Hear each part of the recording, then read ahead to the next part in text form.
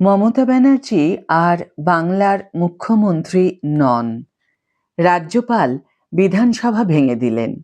BJP নেতারা ইঙ্গিত দিয়েছেন যে আগামী ৯ মে কলকাতার ঐতিহাসিক ব্রিগেড প্যারেড গ্রাউন্ডে নতুন সরকারের শপথ গ্রহণ হওয়ার সম্ভাবনা রয়েছে।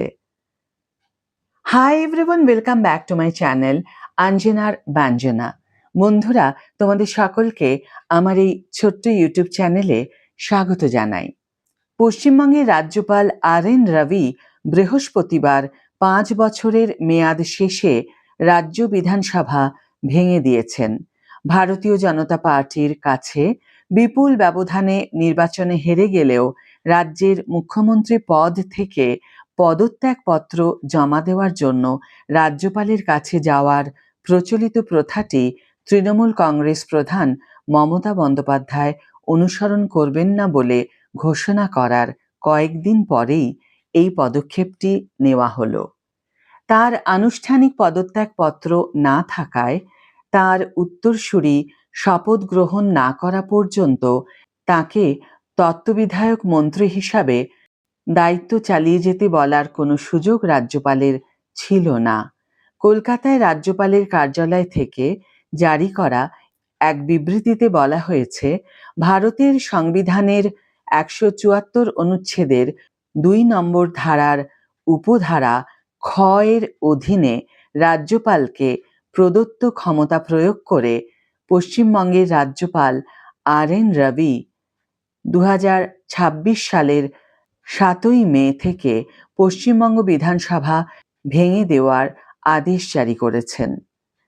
বিজেপি নেতারা ইঙ্গিত দিয়েছেন যে বিদায়ী বিধানসভার মেয়াদ শেষ হওয়ার দুদিন পর এবং রবীন্দ্রনাথ ঠাকুরের জন্মবার্ষিকীর দিন অর্থাৎ ৯ মে কলকাতার ঐতিহাসিক ব্রিগেড প্যারেড গ্রাউন্ডে নতুন সরকারের শপথ গ্রহণ হওয়ার সম্ভাবনা রয়েছে।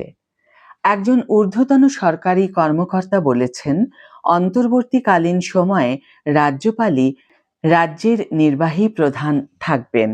বিজেপির এই অভাবনীয় বিজয়ে, যেখানে তারা হিন্দু ভোটারদের অভূতপূর্ব একীকরণ ঘটায়, ব্যানার্জির দক্ষিণবঙ্গের শক্ত ঘাঁটিতে প্রবেশ করে, তৃণমূল স্তরের দুর্নীতির বিরুদ্ধে অসন্তোষকে কাজে লাগায় এবং ১৫ বছরের সরকার বিরোধী মনোভাবকে পুঁজি করে ব্যানার্জি তার নিজের ভবানীপুর আসনে বিজেপির শুভেন্দু অধিকারীর কাছে ১৫,০০০ ভোটে হেরে যান।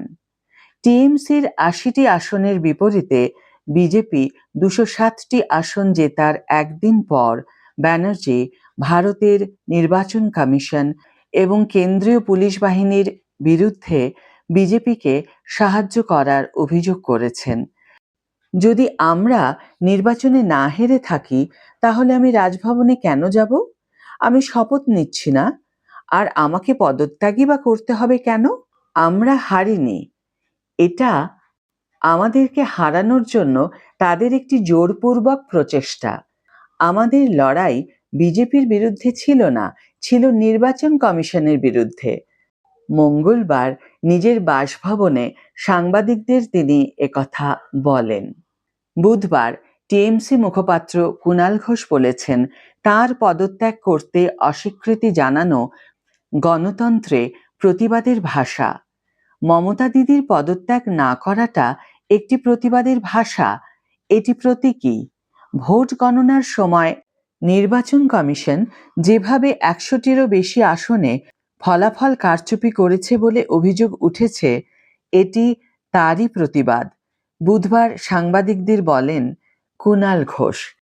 যদিও এসব কথায় কেউই কান দিচ্ছেন না, সাধারণ মানুষরা হাসাহাসি করছেন এই রকম প্রতিক্রিয়া পেয়ে।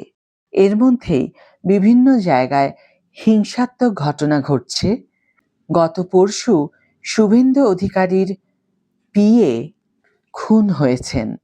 তদন্ত চলছে, কে বা কারা এই হত্যাকাণ্ডের সঙ্গে জড়িত তা খুঁজে বার করার জন্য প্রচেষ্টা চলছে।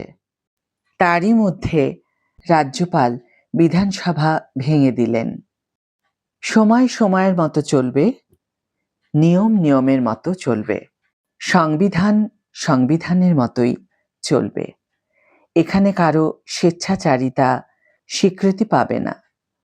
আজকের ভিডিও এখানেই শেষ করছি বন্ধুরা। ভিডিওটি যদি কার্যকর বলে মনে হয়ে থাকে তাহলে অবশ্যই একটি ছোট্ট করে লাইক দিও, শেয়ার করো বন্ধুদের সাথে, কমেন্ট করে জানিও তোমাদের মতামত। যারা এখনো আমার চ্যানেলটিকে সাবস্ক্রাইব করোনি তারা অবশ্যই চ্যানেলটিকে সাবস্ক্রাইব করে আমার পাশে থেকো। আর যারা অলরেডি সাবস্ক্রাইব করে দিয়েছো তাদের জন্য আমার অনেক ভালোবাসা এবং অনেক ধন্যবাদ। আজ তাহলে বিদায় বন্ধু, দেখা হবে পরের ভিডিওতে। ভালো থেকো, সুস্থ থেকো, সঙ্গে থেকো।